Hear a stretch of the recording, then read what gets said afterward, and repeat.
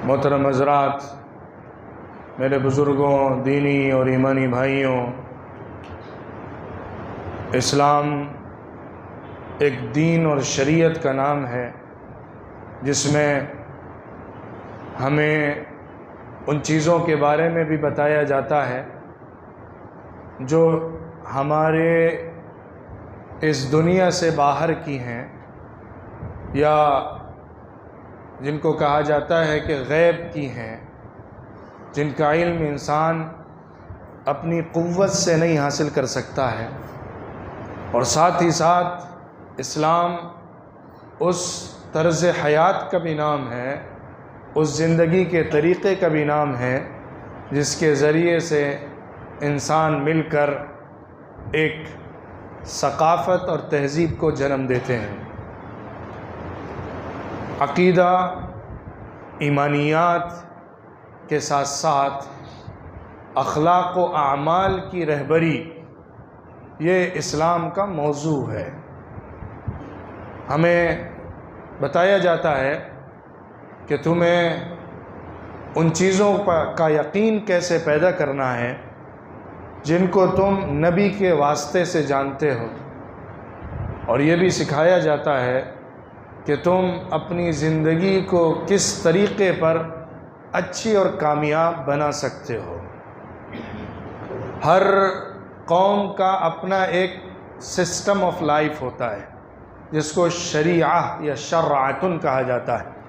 कुरान में कहा गया, लिकुल्लिन जअलना मिनकुम शरअतन व मिनहाजा, तुम में से हर एक के लिए हमने ज़िंदगी गुजारने का तरीक़ा और रास्ता अपनी मंजिल तक पहुँचने का बनाया है। हर उम्मत, हर ग्रुप, हर कम्युनिटी अपने पास कुछ प्रिंसिपल्स रखती है जो बिलीव्स के बारे में होते हैं, और इसी के साथ साथ कल्चर और सिविलाइजेशन के बारे में होते हैं। हर ग्रुप दूसरे ग्रुप से जो अलग होता है दुनिया के अंदर, वो अपने बिलीव्स और अपने कल्चर के बेस पर होता है। उसके पास कुछ अपनी ऐसी चीज़ें होती हैं जिससे वो अपनी आइडेंटिफिकेशन बनाता है, अपने को दूसरों से सेपरेट करता है। अल्लाह ने मोहम्मद सल्लल्लाहु अलैहि वसल्लम को एक कंप्लीट दीन दिया है, मुकम्मल इस्लाम दिया है, और उसी को अपने फाइनल डिसीज़न के तौर पर सारे इंसानों के लिए तय किया है, पसंद किया है। इन्नद्दीन इंदल्लाहिल इस्लाम, दीन अब अल्लाह के नज़दीक सिर्फ़ इस्लाम ही है। इस्लाम का मतलब जो मुसलमान बनकर चीज़ों को फॉलो करते हैं अलग अलग कल्चर के एतबार से, वो नहीं है, बल्कि ये वो आइडियोलॉजी है जो अल्लाह ने वही के ज़रिए से इंसानों तक पहुंचाई है। यूँ समझ लीजिए आसान तरीक़े पर कि शरीयत एक पैराडियम है जिसके ज़रिए से हमारे जहन, सोच, फ़िक्र और उसके नतीजे में पैदा होने वाले रवैये, बर्ताव और अमल की एक शक्ल बनती है। हमारे सोच, समझ, फ़िक्र के साथ साथ जो हमारा जहनी रवैया होता है वो एक सेटअप पर आता है, और उसके नतीजे में एक कल्चर पैदा होता है और फिर एक सिविलाइजेशन बनती है। ये है शरीयत का मतलब और शरीयत का टॉपिक।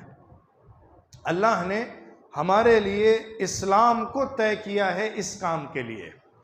हमारा माइंड सेट कैसा हो, हमारा बिहेवियर कैसा हो, हमारा कल्चर किन प्रिंसिपल पर खड़ा हो, और हमारी सिविलाइजेशन किन उसूलों पर तैयार की जाए, ये शरीयत का सब्जेक्ट है। पूरी शरीयत हमें यही सिखाती है। पूरा कुरान इसी को डिस्कस करता है। अहादीस की तालीमात, टीचिंग्स ऑफ प्रॉफिट सल्लल्लाहु अलैहि वसल्लम, वो इसी के बारे में हमें चीज़ों को सिखाती, समझाती और अमल पर आमादा करती हैं। आज का ज़माना वो ज़माना है जिसमें दीन बेजारी का माहौल है। दीन से दूर भागने का माहौल मटीरियलिस्टिक वर्ल्ड ने बना दिया है। क्योंकि आज का जो जहन है, जो मॉडर्न माइंडसेट है, जो इस दुनिया के नए निज़ाम के ज़रिए से तैयार हुआ है, वो मज़हब की पाबंदियों को एक बोझ समझता है। इंडिविजुअल के अंदर, इनफरादी इंसान के लिए, अलग अलग इंसानों के लिए मजहबी पाबंदियों को इस तरह समझा जाता है गोया कि उसको जेल में बंद किया जा रहा हो, गोया कि उसकी फ्रीडम को छीना जा रहा हो, उसकी आज़ादी के साथ खिलवाड़ किया जा रहा हो। इसलिए इन मजहबी पाबंदियों की ज़्यादा से ज़्यादा अगर कोई वैल्यू हो सकती है तो वो रिकमेंडेशन की हो सकती है। उसकी हैसियत अच्छी बात या अच्छे रिकमेंड की हो सकती है। उसकी हैसियत एक स्ट्रिक्ट प्रिंसिपल और एक कंप्लीट सिस्टम के तौर पर, एक कंप्लीट मजहबी वैल्यूज़ के तौर पर जो इम्पोज की जाती हैं, वो इंसानों के साथ ज़्यादती है, उनके फ्रीडम के साथ खिलवाड़ है। ये सोच है जिसने 100-200 साल के अंदर बड़ा ज़बरदस्त दुनिया के अंदर रिवोल्यूशन पैदा किया है, बड़ा इनकलाब दुनिया के अंदर पैदा हुआ है। आज का पूरा यूरोपियन कल्चर और मॉडर्न जो थियोलॉजी है वो इसी पर बेस करती है कि इंसान को किसी तरह की भी मजहबी कैद से आज़ाद बनाया जाए। हाँ, मजहब अगर है भी तो पर्सनल मैटर के तौर पर इंसान उसको एज अ रिकमेंडेशन इख्तियार करता रहे, जिसका दिल चाहे कर ले, जिसका न दिल चाहे न करे। उसके ऊपर न कोई उसकी वजह से गुनाह है, न कोई बुराई है, न वो मुआशरे में उसकी वजह से बुरा इंसान बनेगा, न ख़राब होगा। वो उसकी पर्सनल चॉइस है, जहाँ उसको सेटिस्फैक्शन मिलता हो वो अपने तौर पर उसको अपना ले। ये सोच बड़ी ताकत के साथ पूरी दुनिया के अंदर राइज हो चुकी है। हमें समझना चाहिए कि ये सोच कैसे डेवलप हुई और इस्लामिक कॉन्सेप्ट क्या है, ताकि हम इस्लाम को सही तरीके पर पेश कर सकें और अपनी ज़िंदगी में उसको इख्तियार कर सकें। एथिज़्म, इल्हाद पसंदी, मज़हब से दूरी, मज़हब का इनकार, ये आज की दुनिया का सबसे बड़ा मज़हब है, अगर उसको मज़हब का नाम दिया जाए।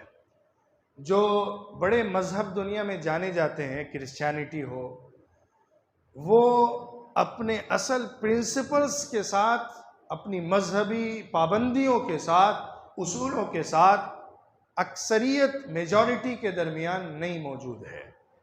एक बहुत छोटी माइनॉरिटी है जो वाकई मजहबी समझी जाती है, जिसको ऑर्थोडॉक्स कहा जाता है, फंडामेंटलिस्ट कहा जाता है, मजहब के बारे में बहुत उसूल पसंद समझा जाता है। वो एक माइनॉरिटी है। इसी तरह मुसलमानों में भी कंपेयर टू क्रिश्चियनिटी ज़्यादा तादाद है, लेकिन फिर भी मेजॉरिटी वो है जो इस्लाम को एक मज़हब के तौर पर, एक चॉइस के तौर पर या पैदाइशी तौर पर इस दीन के मिलने की वजह से कबूल किए हुए है।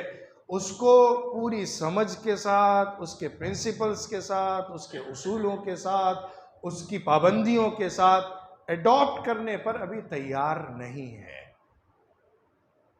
ये मसला आज के दौर में मजहब से दूरी की बुनियाद पर पैदा हुआ है और मटीरियलिस्टिक माइंडसेट की वजह से पैदा हुआ है।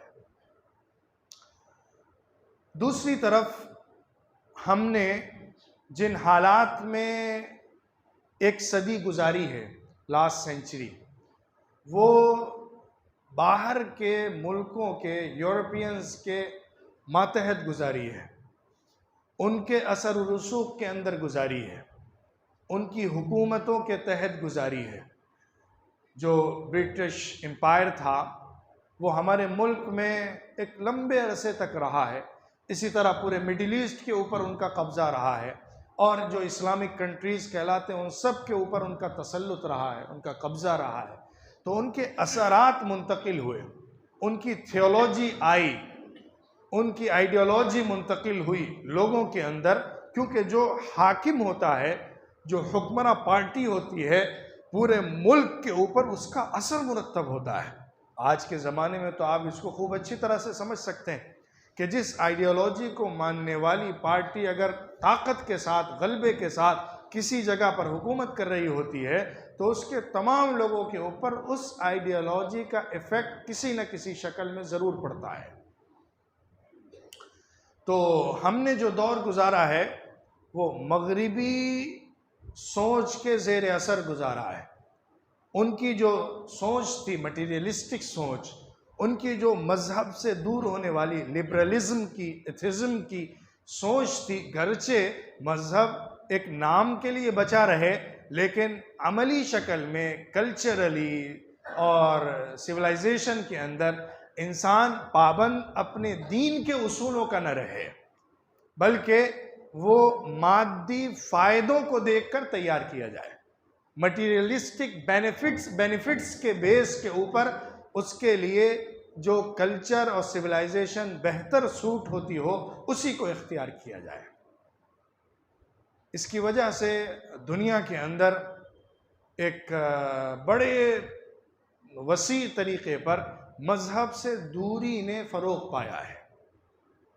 मज़हब के ऊपर बहुत ज़्यादा इसरार और उस पर चलने का जज्बा कम हुआ है, क्योंकि जब दुनिया के पीछे भागने की रेस ज़्यादा हो जाती है तो फिर स्पिरिचुअल लाइफ के बारे में इंसान की फ़िक्र कम हो जाती है। ये दोनों दो रुख पर चलने वाले रास्ते हैं कि इंसान अगर बैलेंस करके इसको पैरेलल नहीं बना पाता है तो या तो वो एक तरफ खिंच जाता है या दूसरी तरफ खिंच जाता है, और ज़्यादातर वो मटीरियलिस्टिक वर्ल्ड की तरफ खिंचता है क्योंकि उसका जिस्म, उसकी नीड्स इसी दुनिया के अंदर इसी मटीरियलिस्टिक वर्ल्ड से जुड़ी हुई है। शरीयत हमें एक सही फिक्र और सही अमल का रास्ता बताती है। हमारा मेन क्लेम ये है, या यूं कहिए कि कुरान का असल फोकस इस बात पर है कि इंसान खुद से अपने लिए किसी ज़माने में सही उसूलों की बुनियाद पर रास्ता नहीं बना सकता है। उसमें इंसान गलती करेगा, किसी के साथ इनजस्टिस करेगा, किसी को प्रेफरेंस देगा, या सब छोड़िए अपनी जो ज़ाती उसकी ज़रूरतें हैं उसके बेस पर सोचकर फैसले करेगा। क्योंकि हमारा जो वजूद है दुनिया के अंदर वो हमारी ज़रूरतों से बंधा हुआ है। हमारी जो रिक्वायरमेंट्स हैं, नीड्स हैं, उससे बाहर उठकर सोचने की हमारे पास सलाहियत नहीं है। इसलिए ये पूरा सोर्स हमारे हाथों से लेकर अल्लाह ने खुद अपने हाथ से दिया है कि तुम्हें ज़िंदगी कैसी गुजारनी चाहिए। जिन चीज़ों में फ्लेक्सिबिलिटी रखी है उसमें इंसान को फ्लेक्सिबल होने का हक दिया है। जिन चीज़ों के अंदर पाबंदियां रखी हैं उसके अंदर बहुत स्ट्रिक्ट रूल दिए हैं। ये शरीयत है जो अल्लाह की तरफ से हमको अता की गई है। ऐसा भी हुआ है कि शरीयत का मफहूम बहुत तंग करके समझ लिया गया, इस वजह से भी शरीयत के रिजेक्शन की हवाएं चली। शरीयत का मतलब दाढ़ी रखना, टोपी पहनना, कुर्ता पैजामा पहनना, ये है शरीयत। इसके लिए आपको बहुत सारे नाम भी मिलेंगे कि शरी टोपी कौन सी होती है, शरी कुर्ता कौन सा होता है, शरी पैजामा कौन सा होता है। ये जो बहसें होती हैं कि जिसके ज़रिए से सिर्फ ज़ाहिर की कुछ शक्लों को शरीयत का नाम दे दिया जाता है, इसकी वजह से भी शरीयत के दायरे के बाहर की चीज़ों को ज़्यादा समझा गया और शरीयत के अंदर लाने वाली चीज़ों को मुश्किल समझा गया और लोगों की तरफ से उसका रिजेक्शन बढ़ा। शरीयत हमें, जैसा कि मैंने बताया, एक माइंडसेट देता है। शरीयत हमें एक रवैया देता है, एक बर्ताव का तरीक़ा देता है, हमें सोचने और अमल करने का एक बेसिक फैक्टर देता है, हमें कुछ प्रिंसिपल्स देता है, उसके बेस पर हमें कल्चरलाइज्ड करता है, और सिविलाइज्ड करता है। यह है शरीयत का काम। यह है शरीयत जो हमें एक मुकम्मल सिस्टम के अंदर लाकर एक आइडेंटिटी देती है। ये अल्लाह ने हमको पूरे कुरान के ज़रिए से और हुज़ूर सल्लल्लाहु अलैहि वसल्लम ने अपनी तालीमात और ज़िंदगी से दिया है। एक और बात समझने की है, हमारी शरीयत कोई कॉन्स्टिट्यूशन नहीं है जिसको सिर्फ निरा कॉन्स्टिट्यूशन की बुक कहा जा सके। हमारे पास जो शरीयत है वो कॉन्स्टिट्यूशन के आर्टिकल्स की तरह डिस्कशन नहीं करती है। हाँ, हमारे यहाँ जो जुडिशरी है और हमारे यहाँ जो इस्लामी फ़िक़्ह है, उसके ज़रिए से बहुत सारे उसूलों को कुरान और हदीस से निकाल कर बताया तो जाता है, लेकिन असल शरीयत का जो सोर्स है, उसका पैटर्न कॉन्स्टिट्यूशन के आर्टिकल्स के ऊपर बेस नहीं करता है। उसका पैटर्न हमेशा अखलाक, कमांडमेंट्स, अहकामात और उसके साथ साथ इंसानों के फ़ायदे के लिए अल्लाह के तसव्वुर को उसके ऊपर गालिब करने की बात करता है। एक तरफ वो वैल्यूज़ को इम्पोर्टेंस देता है, दूसरी तरफ वो अहकामात को अल्लाह के साथ जोड़कर समझाता है। अल्लाह तुम्हारा निगरान है, अल्लाह वॉचर है, अल्लाह तुम्हें ऑब्जर्व कर रहा है, अल्लाह तुम्हें देख रहा है, अल्लाह तुम्हारी बातों का हिसाब लेने वाला है, तुम्हारी अकाउंटेबिलिटी सेट हो रही है। ये जो फैक्टर्स हैं, इनको इनपुट किया गया है कमांडमेंट्स के अंदर। वो सिर्फ कमांडमेंट्स नहीं है, पनिशमेंट नहीं है, रिवार्ड्स नहीं है जो सिर्फ अमल के ऊपर बदले की बात करता हो, बल्कि मोटिवेशनल वे ऑफ स्पीच के अंदर अल्लाह ने इन चीज़ों को डिस्कस किया है। ये शरीयत को बयान करने का पैटर्न है जो अल्लाह रब्बुल इज़्ज़त ने वैल्यूज़ के साथ जोड़कर हमको दिया है।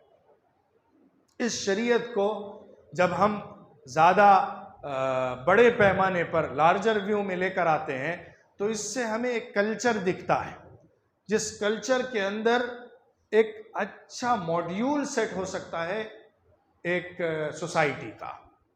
एक सोसाइटी का एक बेहतर मॉड्यूल सेट करने के लिए जो प्रिंसिपल्स इससे मिलते हैं वो हमें देखने चाहिए, वो पिक्चर हमें लेनी चाहिए।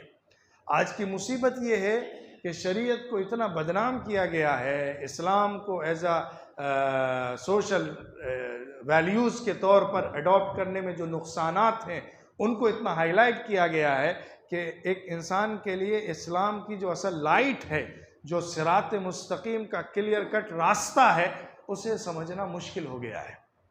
वरना अगर आप हिस्ट्री पढ़ते हों, अगर आप इस्लामिक वैल्यूज़ को प्रैक्टिकल वे में लेकर उसके बेनिफिट्स को देखते हों, तो आप बड़े इत्मीनान के साथ, सेटिस्फैक्शन के साथ ये कहेंगे और ज़रूर कहेंगे कि इससे बेहतर सिस्टम ऑफ लाइफ कोई इज़्म, कोई फ़िलॉसफी नहीं दे पाती है, जिसके अंदर इतना कम्प्रिहेंसिव बेनिफिशियल सिस्टम इंसानियत के लिए मिल सकता हो।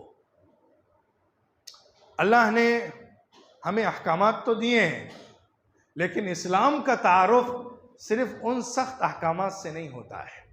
आज अगर आप बहुत बड़ी तादाद ऐसे लोगों की है, यूरोपियन मुल्कों में भी और हमारे मुल्क के अंदर भी गैरों की, अगर आप इस्लाम का तारुफ उनसे पूछेंगे कि इस्लाम क्या चीज़ है, तो उनके जहनों में जो बात डाली गई है, और स्पेशली जो ओरिएंटलिस्ट्स हैं, जो मुस्तशरिकीन हैं, उन्होंने जो इस्लामिक लिटरेचर है उसके ऊपर जो किताबें लिखी हैं और उसके ज़रिए से जिस तरह मैनिपुलेट किया है, जिस तरह से इस्लामिक पॉइंट्स को गलत तरीके पर पेश किया है और हिस्ट्री की बाज़ झूठी सच्ची बातों को लेकर इस्लाम के प्रिंसिपल बना के प्रमोट किया है, उसकी वजह से एक बहुत बड़ा मिसकंसेप्शन और मिसअंडरस्टैंडिंग क्रिएट हुआ है लोगों के जहनों के अंदर। इस्लाम का सिर्फ तारुफ कराना है तो इस तरह से वो लोग कराएंगे कि उसका मतलब है चोर के हाथ काट दो, उसका मतलब है कि अगर कोई इस्लाम को फॉलो ना करता हो, फॉलो करे और उसको छोड़ दे, मुर्तद हो जाए, उसकी गर्दन उतार दो। किसी ने अगर जिना कर लिया तो उसको कोड़े मार के ख़त्म कर दो, और अगर किसी ने अपना चेहरा औरत ने खोल लिया और वो बेपर्दा होकर बाहर आ गई तो उसको जेल के अंदर कैद कर दो। अगर किसी मर्द ने ऐसा और ऐसा कर लिया तो उसके ख़िलाफ़ ऐसे एक्शन लो। वो सिर्फ़ उन हिस्सों को दिखाते हैं जो शरीयत का एक खास हिस्सा खास हालात के अंदर का है, जहां पर सोसाइटी की वैल्यूज डेवलप करते करते उस लेवल तक ले आया जाता है कि उसके बाद फिर छोटा सा जुर्म करना भी इतना घिनौना होता है, इतना बुरा होता है कि उसके बाद फिर कड़ी सजा हक बजानी होती है। लेकिन अगर हर तरफ बुराई का बाजार खुला हुआ हो और उसके बाद फिर उस माहौल के अंदर उस सजा की बात की जाए, तो जाहिर है उस बुराई से निकालने के लिए तो अपीलिंग अप्रोच नहीं हो सकती है। इस्लाम जिस वे में आया है हमें उसी वे में समझकर समझाना चाहिए। इस्लाम के इब्तिदाई दौर में मक्का मुकर्रमा में क्या हालात थे, किस तरह से इस्लाम की दावत दी जाती थी, फिर उसके बाद जब एक सोसाइटी बनी है तो फिर क्या चीज़ों को लोगों के दरमियान प्रमोट किया गया है, फिर मदीना मुनव्वरा के हालात में किस तरह से डेवलप करते करते एक मुकम्मल सिस्टम दिया गया है और उसमें step by step, stage to stage हमारी कम्युनिटी को डेवलप किया गया है, उसको समझना वो शरीयत है, वो असल दीन है, वो असल इस्लाम का तसव्वुर है। हमें इस तरीके पर इसको समझाने की ज़रूरत है और सही वे में शरीयत को एडॉप्ट करने की ज़रूरत है। शरीयत अपने अंदर जो तहफ़्फ़ुज़ात रखती है वो बहुत अहमियत रखते हैं इंसानों के लिए। शरीयत के अंदर जो प्रोटेक्शन है इंसानों का, वो बेसिकली कम्युनिटी के लेवल पर और इंडिविजुअल लेवल पर 5 चीज़ों के अंदर आता है। एक तो इंसान का दीन, दूसरा इंसान की जान, तीसरा इंसान का माल, चौथा इंसान की नस्ल या अक्ल, छठा पांचवा इंसान की इज्जत व आबरू। इन चीज़ों के तहफ़्फ़ुज़ और इन चीज़ों की हिफाजत की एश्योरिटी शरीयत देता है। और शरीयत के तमाम बातें जो इंसानों को कमांडमेंट्स की शक्ल में दी जाती हैं या लोगों को सोशल वैल्यूज़ के तौर पर अता की जाती हैं, वो इन चीज़ों को अपने अंदर रखती हैं। शरीयत कोई हुक्म कभी भी ऐसा नहीं देती जिससे किसी की इज्जत लूटी जा सकती हो या किसी की इज्जत पर आंच आ सकती हो। शरीयत कभी कोई ऐसा हुक्म नहीं देती है जिससे किसी के माल पर ज्यादती की जा सकती हो, एक को मौका मिल जाए कि वो दूसरे का एक्सप्लॉयटेशन कर सके। आज का जो पूरा सिस्टम है ये तो आर्ट समझा जाता है। दूसरे को फूल बनाकर, दूसरे को बेवकूफ़ बनाकर, दूसरे को गलत रास्ता दिखाकर अपना फ़ायदा उससे निकाल लेना, ये आर्ट है। आज के ज़माने में अच्छा बिजनेस वो है कि तुम लोगों के जहन को जितना ज़्यादा मैनिपुलेट करके अपनी चीज़ को प्रमोट कर सकते हो वही तुम्हारी कामयाबी है। तुम जितना गलत प्रोपेगेंडा करके, झूठ बोलकर, गलत बात कहकर अपने सामान को फ़रोख्त कर सकते हो, तुम उतने अच्छे बिजनेसमैन हो। इस्लाम ये उसूल देता है कि किसी की इज्जत, किसी के माल पर किसी दूसरे को गलत तरीके पर हक हासिल नहीं है ज़्यादती करने का। इसीलिए जो अहकामात आपको तिजारत के ताल्लुक़ से मिलेंगे, बिजनेस के ताल्लुक़ से मिलेंगे, इस्लाम ने जो उसूल हमको अता किए हैं सोशल सिस्टम के अंदर, वो सब दूसरों की इज्जत, दूसरों के माल के हिफाजत के लिए है कि सबको अश्योर किया जाए कि उनका माल और उनकी जान, उनकी अक्ल, उनकी इज्जत महफूज है। इंसान की हिफाजत के लिए ही अल्कोहल और ड्रग्स को बंद किया गया है, उसको ममनू करार दिया गया है, उसका इस्तेमाल भी नाजायज़, उसको बेचना भी नाजायज़, उसको एक जगह से दूसरी जगह पहुंचाना, ट्रांसपोर्ट करना भी नाजायज़। ये सारा सिस्टम जो नाजायज़ बनाया गया वो इंसानों के अक्ल की हिफाजत के लिए है, क्योंकि इसके ज़रिए से इंसानों के अक्ल को नुकसान पहुंचता है और उसके बाद फिर जान को भी नुकसान पहुंचेगा, माल को भी नुकसान पहुंचेगा, इज्जतों को भी नुकसान पहुंचेगा, सारी चीज़ों को उससे नुकसान पहुंचता है। इसीलिए उसको उम्मुल खबाइस कहा गया है, गंदी चीज़ों की माँ है ये नापाक, जो इंसान अपनी अक्ल को बिगाड़ने के लिए इस्तेमाल करता है। इसी तरह आप देखेंगे कि शरीयत के अंदर अल्लाह ताला जो अल्लाह के और बंदे के हुकूक होते हैं, एक इंसान और अल्लाह का जो रिश्ता होता है उस रिश्ते के लिए जो स्पिरिचुअल इबादतें देता है कि तुम कैसे नमाज पढ़ो, कैसे तुम अल्लाह के लिए रोज़ा रखो, उसके अंदर एक बैलेंस सिस्टम है जिसके ज़रिए से हम अपनी स्पिरिचुअलिटी को भी बढ़ाते हैं और उसके साथ साथ अपने आप को, अपनी जान को, अपने जिस्म को कोई नुकसान नहीं पहुंचाते हैं। बैलेंस, ये सबसे अहम चीज़ है कि अल्लाह ने जो शरीयत दी है वो बैलेंस शरीयत है, जिसको मीज़ान कहा जाता है। सूरह रहमान में अल्लाह ने फरमाया है, अर्रहमान अल्लमल कुरआन खलक़ल इंसान अल्लमहुल बयान अश्शम्सु वल क़मरु बिहुस्बान वन्नज्मु वश्शजरु यस्जुदान वस्समाअ रफ़अहा ववदअल मीज़ान अल्ला तत्गौ फिल मीज़ान। अल्लाह जहाँ एक तरफ कुरान की बात करता है, इंसान की खुसूसियात की बात करता है, वहीं चाँद और सूरज की बात करता है, कायनात की बात करता है, अपने पूरे यूनिवर्सल सिस्टम को दिखाता है और फिर ये कहता है कि अल्लाह ने इन सबको बैलेंस पर खड़ा किया हुआ है। तुम भी अपने दायरे के अंदर, अपने सर्कल के अंदर बैलेंस को मत बिगाड़ा करो। अल्लाह ने जो पूरे यूनिवर्स के अंदर, पूरी कायनात के अंदर एक बैलेंस वाला सिस्टम तैयार करके रखा हुआ है, उसी को कॉपी करो तुम अपने उस सर्कल के अंदर जहां पे अल्लाह ने तुम्हें फ्रीडम दी हुई है। वहीं पर तुम्हारा टेस्ट अल्लाह लेता है कि तुम कितना बैलेंस करके अपनी जिंदगी को गुजारते हो। इसी बैलेंस को बाकी रखने के लिए शरीयत मिलती है।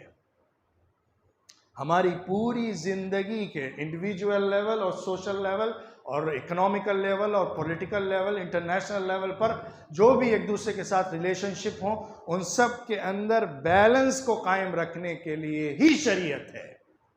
शरीयत वो रास्ता बताती है कि तुम कैसे अल्लाह के हक़ को अदा करो, बंदों के हक़ को अदा करो, अपनी ज़रूरतों को पूरा करो, दुनिया के अंदर एक अच्छी शक्ल के अंदर ज़िंदगी गुजारते रहो और फिर मरने के बाद हकीकी कामयाबी को हासिल कर लो। यही तो शरीयत का सब्जेक्ट है, यही तो शरीयत के सारे अहकामात का खुलासा है। अल्लाह बताता है कि तुम्हें कैसे अपने पड़ोसी के साथ रहना है, कैसे अपने माँ बाप के साथ रहना है, कैसे बच्चों के साथ रहना है, यहाँ तक कि तुम अगर फॉर अ मोमेंट किसी के साथ रास्ते में गुजरते हुए साथ में चल रहे हो तो उसका क्या हक़ है, तुम्हें उसको देना है। तुम्हें अपने को किन चीज़ों से बचाना है, तुम्हें अपने परिवार को किन चीज़ों से बचाना है, तुम्हें अपनी सोसाइटी को किन चीज़ों से बचाना है, तुम्हें किस तरह डीलिंग्स करना है, तुम्हें कॉन्ट्रैक्ट किन बेसिस पर करना है, तुम्हें एक दूसरे के साथ लेन देन के लिए क्या उसूल को सामने रखना है। तुम जब एक दूसरे के साथ मामला करते हो तो उसमें जो इनजस्टिस हो जाता है उसका पनिशमेंट कैसे देना है, उसके लिए कैसे जस्टिस को लाना और इम्पोज करना है, ये सारी चीज़ें हमारी शरीयत के अंदर ही तो आती हैं। और इन चीज़ों के लिए शरीयत ने जिस तरीक़े पर डिस्कशन किया है और जिस पैटर्न में इन चीज़ों को पेश किया है और पूरी हमारी तारीख़ में स्कॉलर्स ने, इस्लामिक स्कॉलर्स ने जिस तरह से उसको पेश किया है, उससे बेहतर और डिटेल्ड सिस्टम आज तक दुनिया में कोई पेश नहीं कर सका है। ये क्लेम नहीं है, ये एक फैक्टर है जो हमने इख्तियार करके, अप्लाई करके, इम्प्लीमेंट करके तारीख़ के अंदर देखा है। हुजूर सल्लल्लाहु अलैहि वसल्लम ने उसको किया, सहाबा ने किया, उनके बाद के लोगों के ज़माने में भी ऐसे वक्त आते रहे जबकि इस्लाम को सही तौर पर दुनिया के सामने रखा गया और अप्लाई किया गया। कल्चरल के ऊपर, सिविलाइजेशन के अंदर इस्लाम को इख्तियार किया गया और लोगों ने उसकी बरकतें, ब्लेसिंग्स को देखा है। किस तरह पूरी दुनिया के अंदर पीस और जस्टिस आया। पीस और जस्टिस इंसान की कम्युनिटी के दो मेन फैक्टर हैं या पिलर हैं जिसके ऊपर एक कोई सोसाइटी या यूँ कह लीजिए एक कंट्री खड़ी होती है। अगर पीस इम्बैलेंस हुआ तो जस्टिस की वजह से होगा, और अगर जस्टिस पर कोई असर पड़ रहा है तो उसका मतलब पीस के ऊपर असर पड़ रहा है। इन दोनों सुतूनों के ऊपर जब हमारी सोसाइटी की इमारत कायम की जाती है तो फिर एक बेहतरीन इंसानी तमद्दुन पैदा होता है, वजूद में आता है, और एक बेहतरीन सिविलाइजेशन और कल्चर तैयार होता है। हमारी शरीयत इन्हीं दो पिलर को लेकर चलती है। पीस और जस्टिस इसको सामने रखती है। किसी के साथ अदना सा कोई भी जुल्म इस्लाम में काबिल कबूल नहीं होता है, और वो शरीयत के अगेंस्ट जाता है और शरीयत उस पर सज़ा तय करती है। ज़रूरत है कि हम अल्लाह की शरीयत और अल्लाह के दीन को सही तौर पर समझें और लोगों के सामने पेश करने और समझाने की कोशिश करें। अल्लाह ताला हमें अमल की तौफीक अता फरमाए और शरीयत को अपनी ज़िंदगी में पूरे तौर पर इख्तियार करके उसके फ़ायदों को उठाने वाला बनाए। व आखिरु दावाना अनिल हम्दुलिल्लाहि रब्बिल आलमीन।